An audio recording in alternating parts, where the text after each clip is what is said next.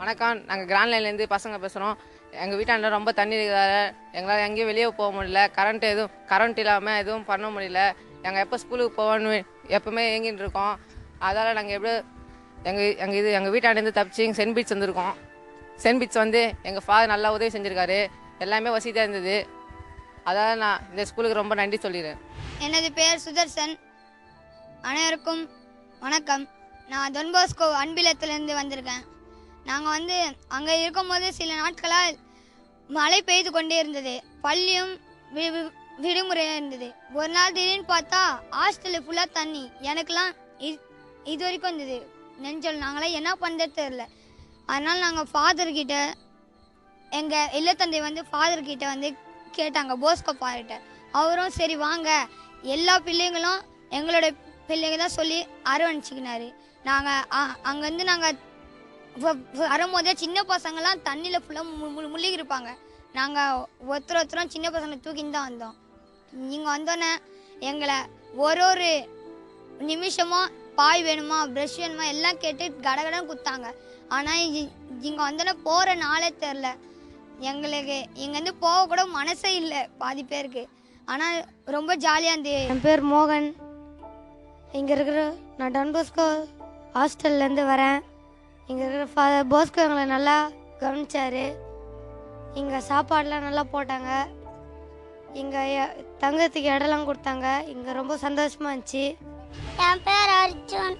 நான் அன்புலத்துலேருந்து வரேன். நாங்கள் ஹாஸ்டலில் இருக்கும் போது நிறையா தண்ணி வந்துச்சு. அங்கே நான் முழுங்கிட்டேன். ஒரு அண்ணா எங்களை தூக்கின்னு வந்தார். இங்கே வந்து ஃபாதர் போஸ்கோ ஃபாதர் எங்களை பார்த்துட்டாரு. நீங்கள் அன்புலத்தில் இந்த மழை வெள்ளம் வந்த உடனே தண்ணி எவ்வளோ தூரம் வந்துச்சு? Very good. அது முடிச்ச உடனே எங்கே வந்தீங்க எல்லாம்? இங்கே எப்படி இருந்துச்சு உங்களுக்கு? நல்லா தூங்குனீங்களா? நல்லா சாப்பிட்டீங்களா? நல்லா விளையாடுனீங்களா? ஜபம் செஞ்சீங்களா? Very good. அப்புறம் மெடிக்கல் செக்அப் இருந்ததா? நீங்க இங்கே இருக்கணுமா இல்லை அன்புல திரும்ப போறீங்களா? இங்கே இருக்கணுமா?